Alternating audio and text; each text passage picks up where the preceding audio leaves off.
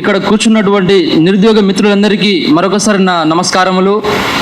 మన తెలంగాణ రాష్ట్రంలో నిరుద్యోగులు తెచ్చినటువంటి కాంగ్రెస్ ప్రభుత్వం వచ్చి 2.5 సంవత్సరాల నుంచి 3 సంవత్సరాలు గడుస్తుండగా ఇప్పటికీ పకడ్బందీగా ఎగ్జామ్స్ పెట్టడానికి షెడ్యూల్ లేదు, ఉద్యోగ నోటిఫికేషన్ లేకపోవడంతో మా నిరుద్యోగులంతా ధర్నాలు, మహాధర్నాలు ఇలా ఎన్నో కార్యక్రమాలు చేసినా ఇప్పటికీ ఎవరు స్పందించకపోవడంతో ఎందుకు మొండి వైఖరి అని నేను గట్టిగా ప్రశ్నిస్తా ఉన్నా.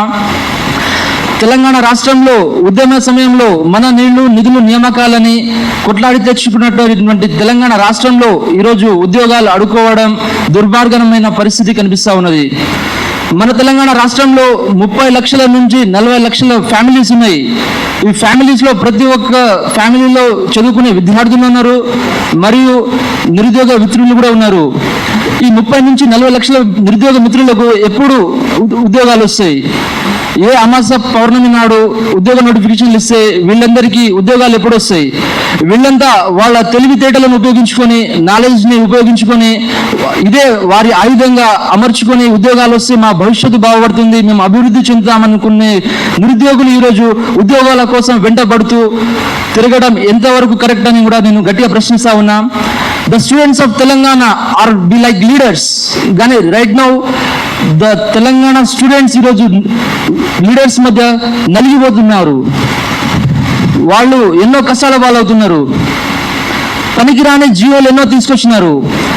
డిగ్రీ లెక్చరర్ ఉద్యోగాలు ఇవ్వాలంటే జియో నెంబర్ 4 అడ్డు రావడం, డిఎస్సి టీచర్ పోస్ట్ ఇవ్వాలంటే జియో నెంబర్ 108 అడ్డు రావడం, గ్రూప్స్కి జియో నెంబర్ 29 అడ్డు రావడం, పోలీస్ జాబ్లు ఇవ్వాలంటే జియో నెంబర్ 46 అడ్డు రావడం, గురుకులాలలో జాబ్లు ఇవ్వాలంటే జియో నెంబర్ 81 అని అడ్డు రావడం.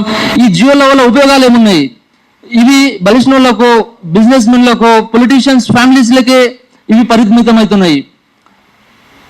గట్టిగా చదువుకున్నోడికి ఎలాంటి లాభాలు లేవు. ఇప్పటికైనా మన సీఎం రేవంత్ రెడ్డి గారికి ఎన్నోసార్లు చెప్పినాం, మేము రిక్వెస్ట్గానే అడుగుతున్నాం, మేము పెయిడ్ బ్యాచ్ కాదు, ఎన్నో కష్టాలు పాల్పడుతున్నారు. 5 రూపాయల భోజనాలు తింటూ వాళ్ళు ఎండలో ఎండుతా ఉన్నారు. మిత్రులు బల్మూరి వెంకట్ కావచ్చు, మా కోదండరాం సార్ కావచ్చు, వీళ్ళంతా మమ్మల్ని గట్టిగా వాడుకొని ఈరోజు పట్టించుకునే పరిస్థితి కనిపిస్తూ ఉన్నది.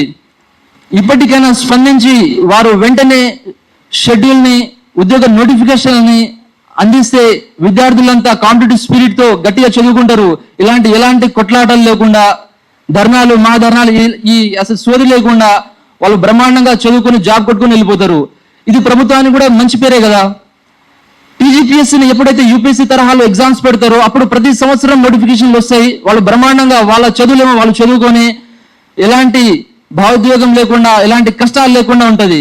అని 3 సంవత్సరాల్లో ఒక్క ఉద్యోగ నోటిఫికేషన్ లేకపోవడంతో అట్లీస్ట్ ఆ నిరుద్యోగ వృత్తి ఇచ్చినా కానీ 4,000 అన్నారు. అది ఇచ్చినా కానీ వాళ్ళు రూమ్ రెంట్లు కట్టుకొని వాళ్ళ హాస్టల్లో ఫీజులు కట్టుకొని, స్టడీ హాల్లకు ఫీజులు కట్టుకొని గట్టిగా చదువుకుంటారు కదా.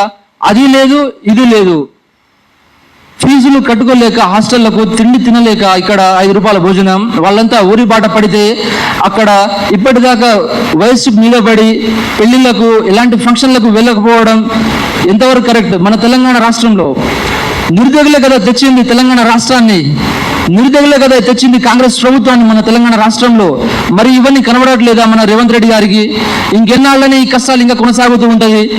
విద్యార్థులంతా కన్నీళ్లు పెట్టుకున్నటువంటి సమాచారాన్ని తెలుసుకున్న, నా కళ్ళతో చూసిన కాబట్టి నేను ఇక్కడ రావడం జరిగింది. పక్కనే ఉన్నటువంటి ఓడియన్ మాల్లో వచ్చిన మన రేవంత్ రెడ్డి గారు మరి 2 కిలోమీటర్ కూడా లేదు, 1.5 కిలోమీటర్ మాత్రమే ఉంది. అక్కడికి ఎందుకు రాలేదు? మేము ఇక్కడ లోకల్ లీడర్స్, షోకాస్ లీడర్ని చూసి మేము ఈ ప్రభుత్వాన్ని ఎన్నుకోలేదండి.